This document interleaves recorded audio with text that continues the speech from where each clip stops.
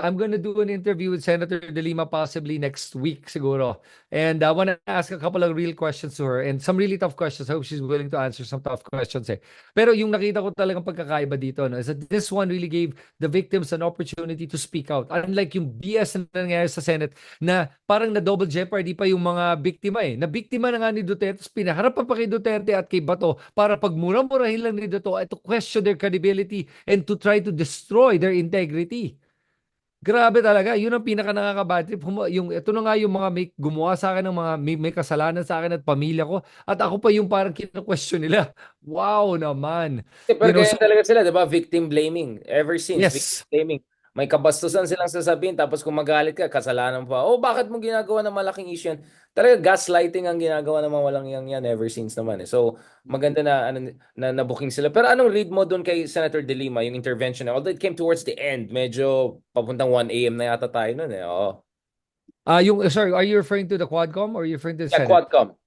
To the Quadcom? Okay, Yeah. so she did a very very detailed presentation which is really good. It explained everything that happened, lahat ng mga operations, how it was From all done. mayor days pa, oo. Yes, lahat. Nilatag niya lahat yan ng maayos and it was very easy to understand. So kung gusto mo maintindihan kung how this drug war or fake drug war was implemented, the reward system, the vigilante squads from the police to the mga vigilantes na hindi police na talagang pumapatay tao lang, andyan lahat yan. And when nilabas niya yung testimony ni Las Cañas, wow, alam mo, listening to Las Cañas testimony, tumayo, I sent chills down my spine. Tumayo lahat ng buhok talaga sa leg ko dyan. Parang ka nanonood ng pelikula from the 1990s na may isang guy na nagbabanggit lahat ng mga nangyaring grabing pagpapatay ng mga tao at how they did it. And I have to add, when they showed the video of Las Cañas, explaining how they killed all these people and the people involved, by name, binanggit niya si Sunny Buenaventura dito eh. All Sunny Buenaventura could say was, hindi po totoo yan, hindi po totoo yan. And with a smirk on his face. Dito lang yung sinasabi ko na nagkulang yung Quadcom. And again, I don't blame them kasi ang hirap ng trabaho nila. But what I'm saying is, pabalikin nyo to si Sunny Buenaventura. Pag sinabi niyang, kasi tinanong sa kanya, etong quarry na to, dito daw nyo nililibig yung mga pinapatay nyo. Ma'am, hindi po totoo yan. Sigurado ako hindi totoo yan. Okay, dapat tinanong sa kanya. At sige, pakisabi sa akin kung ano ba yung totoo. You know, when you ask that question kasi, then magkukwento siya. And in that story, may malalabas yan. Kasi 20 years yan of a lot of information na alam na itong bodyguard at driver ni Duterte. Mukhang ito yung tipong makwento at mabilis Medyo marites. Oo, medyo Oo, mamarites. yeah, Marites type na kaya nga nahuli siya ni Luistro. Kaya siya nahuli ni Akop. Kasi nga, marunong silang pumindot ng mga tamang mga button sa kanyang emotional at mental aptitude para malabas yun. So kaya next time, pag bumalik siya, kailangan tanungin, so sinabi mong hindi totoo, sinabi nila sa kanya, ano yung version mo? Ayan, kasi version niya, may malalabas yan, may masasabi yan, I promise you. They never gave him a chance to explain. All he kept saying was, hindi po totoo yan. I'll tell you why I say this. Because let's say, Richard, I say to you, let's say you know a situation. Richard, alam mo, ito sinabi nila na nangyari sa sitwasyon na to. Kung wala ka doon, sasabihin mo, wala akong alam dyan, I was never there. Pero he was adamant. Hindi totoo yung sinasabi ni Las Cañas na ito yung ginawa at yan yung ginawa. Paano mo alam? 'Di ba? So tanungin ba anong alam mo? Kung sabi mo dito, anong alam mo? How do you negate it? Anong, yeah, exactly. Anong basis mo? Exactly kasi if you weren't there, it would be easy to say, well, you're telling me that's what he said, but I'm not there, so I don't know. I'm not gonna say to you, hindi totoo. I'm gonna say, I don't know. I wasn't there. But he kept saying, hindi totoo. He was so adamant that hindi daw totoo. Then, ano ba yung katotohanan? I'll tell you, kahit na anong lies ang sasabihin niya, may malalabas yan that you're gonna realize that he's saying a lie. But this is where, again, kanina we were talking about the fact that one thing that militates against a Duterte comeback is poor yung copies, no? And then, Yes. sabi ko, what we have is a poor copy of an originally poor uh, entity. And dito lumalabas na talaga na gaano ka amateur hour. Kasi kung talagang airtight ang modus operandi ni Digong, they would have kept it, di ba? They Yep. would have kept it tight all this time. But hindi. Like, nakikita mo, konting pressure lang, wala na daming lumilitaw sa bunganga nila na talagang, and then yung mga laos na rin yung mga troll style nila na atake. So this is where you see na may pagka-amateur hour talaga eh. They got Yes. away with so much amateur hour all those years in their little part of the world, and now that they're in the big stage and wala na yung amo nila, yung tatay nila to protect them, wala na yung fear factor, yaring-yari na sila. I mean, I'm all with you in terms of medyo magaling naman yung mga nagtatanong, pero at the same time, parang minsan syunga rin talaga itong mga bata ni Digong eh. No offense, pero very amateur hour. I mean, you don't need to Ah, look at Bato lang to see all the clown show, to be honest. well, you know, Richard, I want to add to that you're absolutely right. Kasi pag tinignan mo talaga naman lahat ng pumapaligid kay Duterte, they're really amateurs. Bato, Salvador Panelo, Mga si third-rate people, third rate. yeah, sorry, they're not that. I'm sorry, they're just not that savvy, I They're guess, not when the it comes to. sharpest tool in the No, they're not. I mean, remember when that they came up with the drug war, the drug matrix? Then nasali si Hitlin Diaz, our Olympic gold medalist. I'm like, good Lord, Jollibee. what? Huh? Jollibee. Ba't di si Gretchen? Jollibee, sabi parang ano ba naman gagawan kayo na to? Kaya Yung nagalit sana ako, ba't naman, di ako kasama? Si Ronald Llamas kasama. yeah. Siya. Sabi, Di Richard, ba ba't wala yun? ka? Oo nga eh. Kaya nakikita mo na nakakatawa na lang na parang binubudol tayo ng mga palpak na mga eh, all fake stuff. Even when they were putting the evidence against De Lima, it was so frustrating to watch it. Dahil noong time na yun, naalala ko na hindi na nga nagtutugma yung storya ni Kerwin Espinosa kay Ronnie Dayan. Pero for some reason, yung mga nanonood, paniwalang paniwala sa mga kinuwento kahit hindi nagtugma yung dates. Kasi yung date, sabi ni Kerwin na, oo, nagkita kami ni De Lima. Pero nung sinabi, kailan kayo nagkita? Nung araw na to. Teka lang, Ronnie Dayan wasn't working for De Lima na nung taon na yun ah. Oh, paano nangyari yun na connected pa yung kay De Lima? Hindi naman nagtatrabaho na. Next, sabi niya, etong year, sabi ni Ronnie Dine, etong year, they were off by 1 year. Hindi ba kayo nag-usap bago kayo nag-collaborate ng Brother, mga alam dates? mo, we need to level up na. Alam mo, ang binabasa ko ngayon na I'm reading Alexei Navalny's memoirs, no? Ito Oh, yung wow. he's super loady. Nakita mo yung mga videos na ginagawa niya sa mga corruption, like Yep, pinapakita yung mansion, tapos yep. pinapakita niya yung mga documents, how bro, I think that should be our next logical step. Kasi sa sobrang daming, you know what I'm saying? Like, we have to really show the documents, paano hindi tumutugma. I mean, Yep. next level, and you're doing a fantastic job, bro. I mean, if Pepe Jokno or some of the great guys were to do a documentary Netflix style on this, I would definitely recommend you. And I think all of us have to come together kasi Yeah. nagiging ridiculous na to eh. This is surreal. But Yeah. Okay. yeah, Uh-huh. No, can I just say that, when you're talking about how bad or how terrible they are at manufacturing evidence or fake documents. Yung I want to use the example of Sara Duterte that he's just like her dad when it comes to coming up with fake documents. Yung paggawa nila ng mga acknowledgement receipts nila. Sobrang nakakainsulto talaga yun eh. Yung mali-maling dates, walang signature, walang pangalan. Yung pangalan, Mary Grace Piatos. Nakakainsulto talaga eh. Oh yeah, Alexei Navalny, my God. Yeah, alam mo what he went through, I feel so bad for him I because the love this Russian guy. people, He's my hero. Yeah, I'm at the point where the Russian people don't deserve him. Man, they don't deserve him. he's too They good. should have stood up for him. They could have stood up for him when Putin had him murdered. Yun lang talaga. Kawawa talaga. And I really hope to see justice in Russia. Nakakaawa. Pero ang galing nung Galing niya pare, the best. disinformation campaign nila.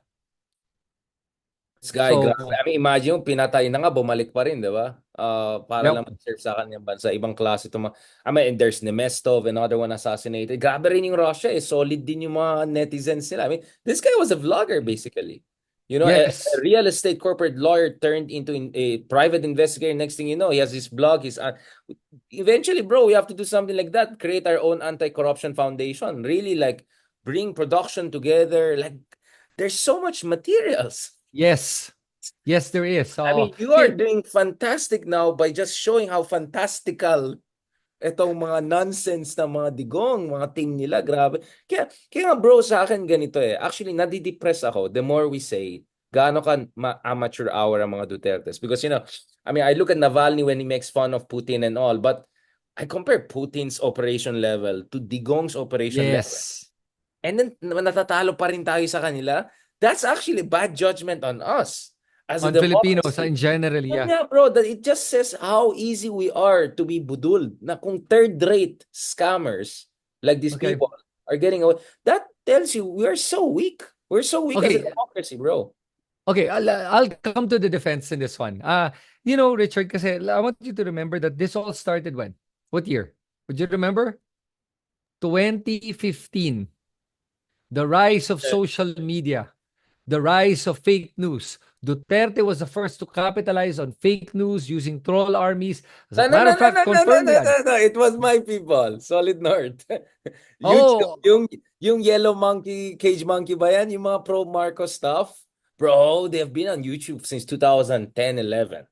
I'll tell okay. No, you, but nauna Marcoses. No yeah, offense. okay, sige. But what I'm saying is that the use of Cambridge Analytica with the algorithms and how to push the info. So basically, creating this scientific way to be able to change your mind and to manipulate the way you think happened all in 2015. Duterte was the first experiment before they did it for Trump in And just to add 2016. to your argument, and also let's not forget, bro, I think people don't appreciate how important this is. Remember yung na-introduce yung free Facebook? Oh Yung kahit yes. wala kang internet, Yes. ang free Facebook. So yung Okay. Facebook mo yung internet mo.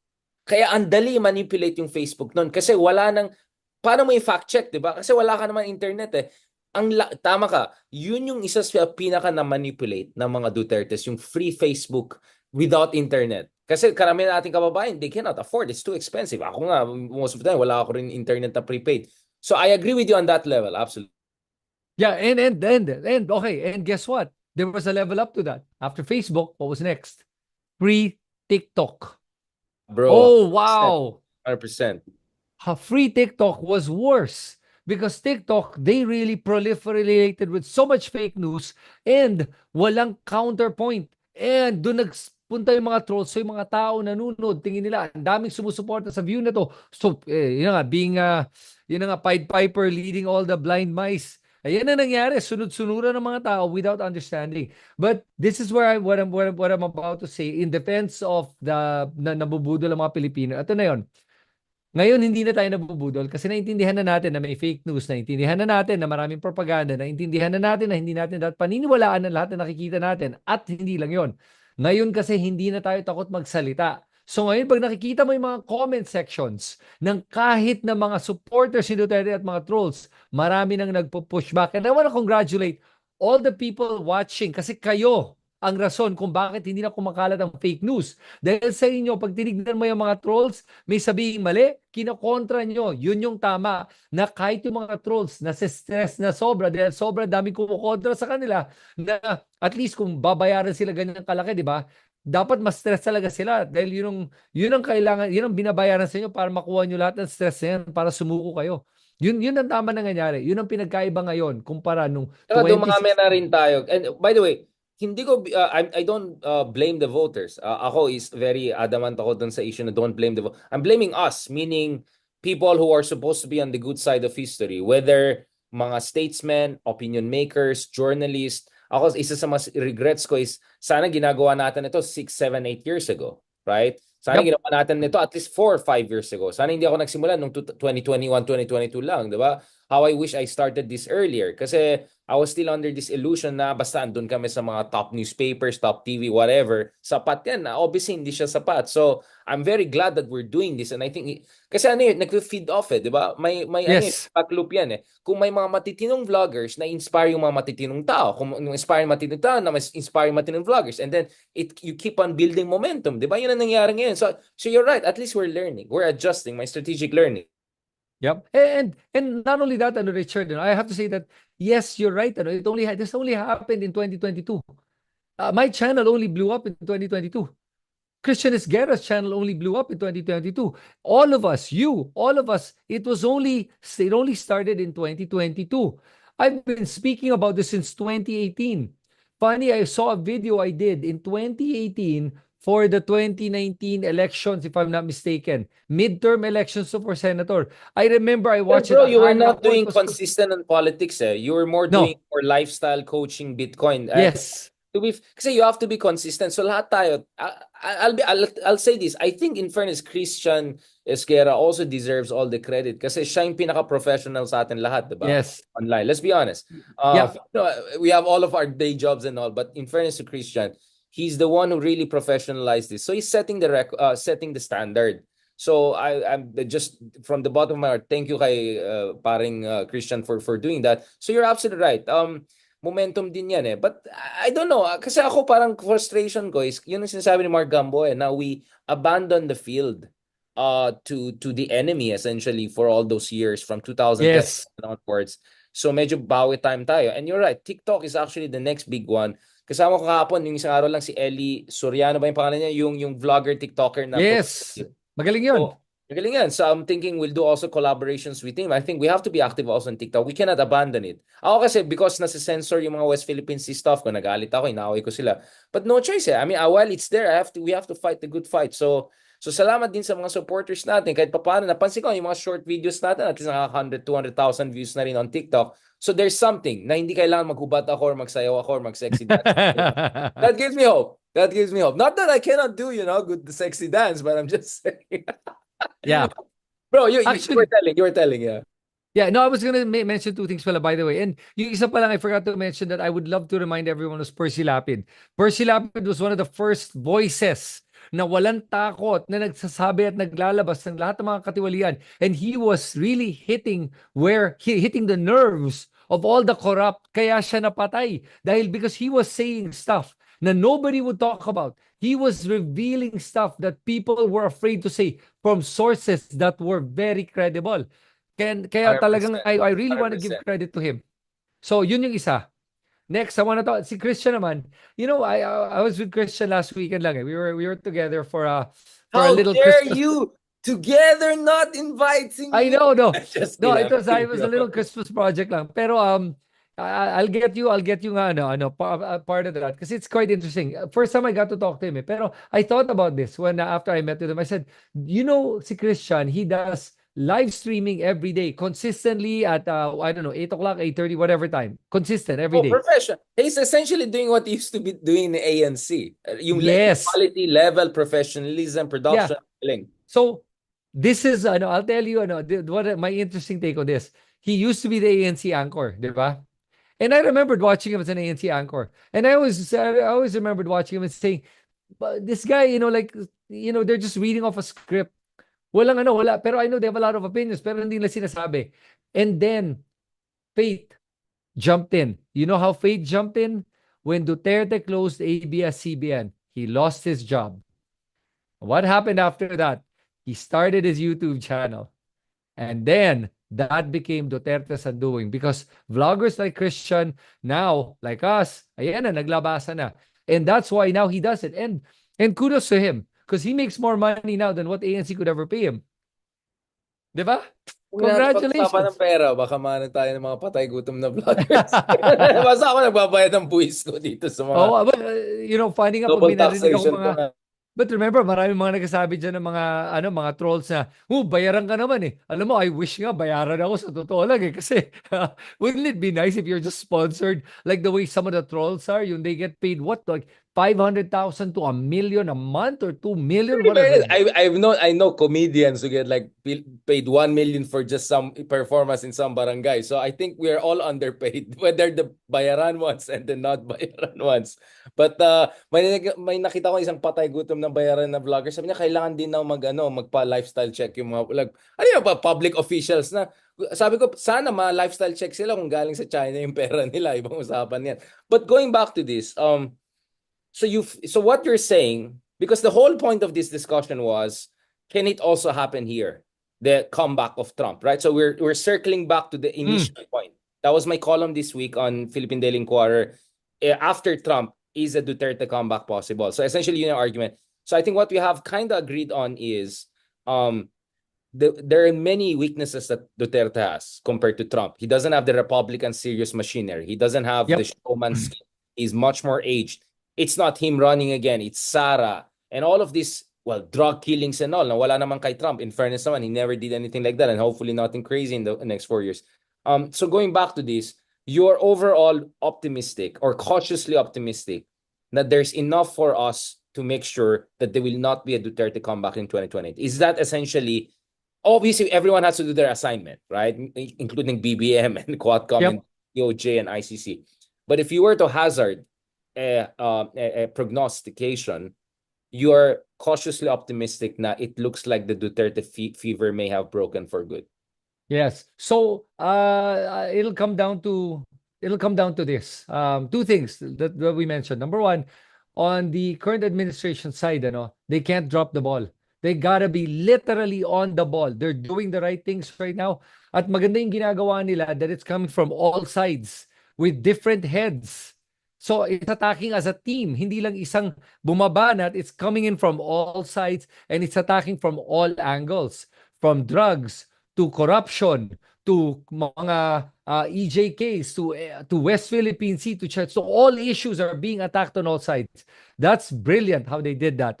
So if they keep at it, and so that's one, is make sure they keep at that, and to make sure that there are positive actions that have results, quantifiable results na makikita ng mga taong bayan para makita na talagang, uy, gumagana yung gobyerno.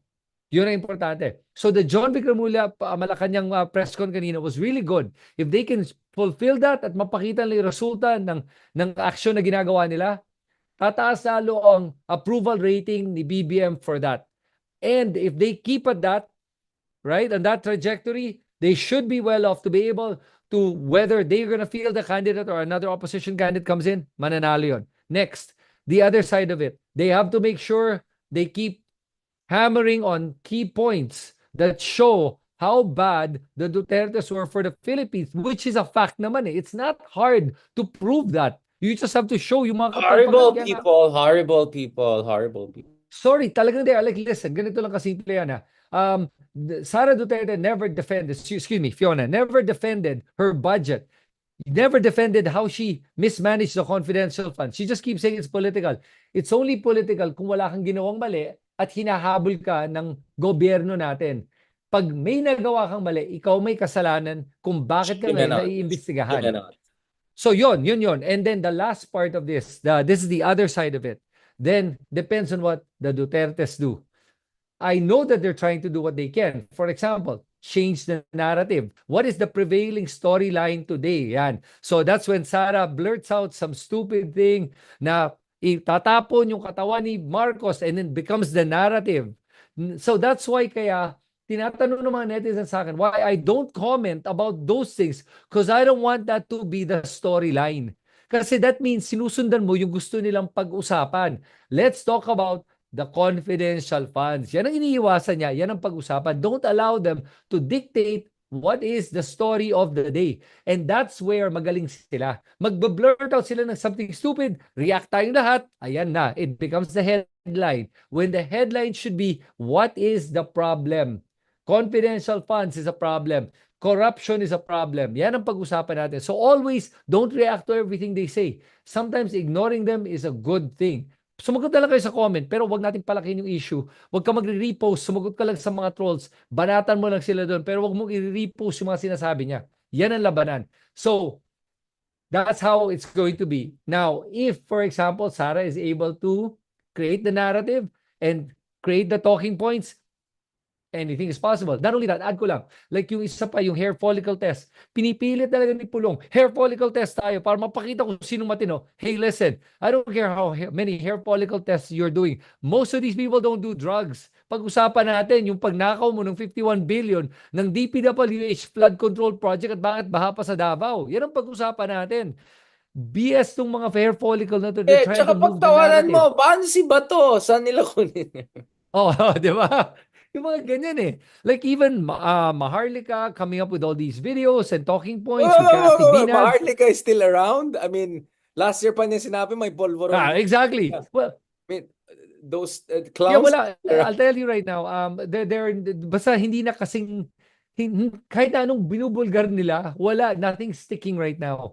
Because people are more concerned about the more important issues. Kaya doon ko nasasabi sa iyo, Richard, na natutuwa ako because I think Filipinos now are more aware, more conscious at more critical thinkers. Dumadami ng mga critical thinkers. At doon ako natutuwa at nakikita ko na may pag-asa yung ating bayan. 100% counselor, and then she said 100%. Beautiful, beautiful. Great show, great show. Wonderful people. No, that was great. I think we went 360 degrees talaga. We started with Trump. Kasi syempre may nagsabi, ba't pakin natin kay Trump? Nag-feeling kayo, di naman kayo American. Like, wait, papunta tayo dyan. Kung hintayin nyo lang, parang Socrates yan eh. Hintayin nyo lang, magigets nyo saan papunta itong conversation na ito. So thank you so much, brother. Kahit pinahintay mo ka ng content kasi wala pang Zoom link. Kahit medyo late din ako, may kasalanan din ako. Thank you so much, brother, for making this happen.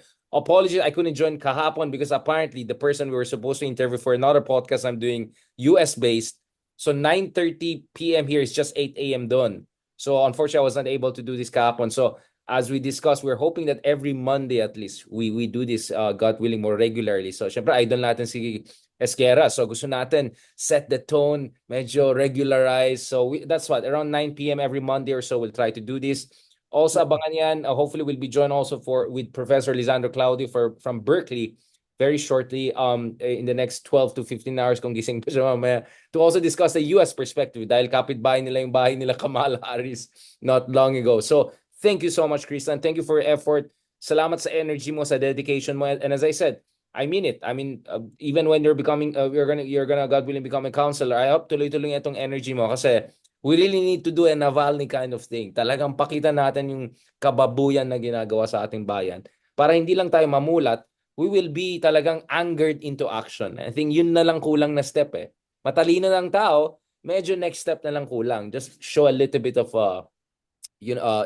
parang warm bodies. Yun lang kailangan natin. Brother, is there anything that you want people to check on your platforms, including, did you do a recent Quadcom breakdown that you want people to check out because you're the gold standard? Kung si Christian is production, professionalization, all of things, ikaw naman gold standard ka sa hearings. Magaling ka sa hearings. Pero I just want to add, Richard, before we go, na yung naging problema ko nga kasi, ang haba talaga na itong mga Quadcom hearings na to, and sometimes I need to get the content out there, and it takes so long to put it together. Kasi yung editing pa lang, downloading the videos, tapos getting the snippets, and then recording it, ang hirap talaga ng edit. It takes me about 8 hours or so to be able to edit.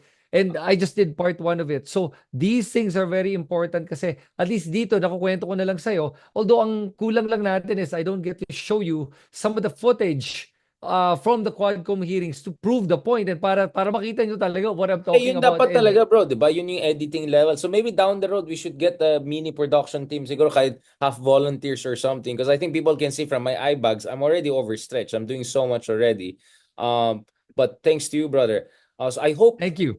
At the end of the day, bro, I hope people realize na you and I were just another normal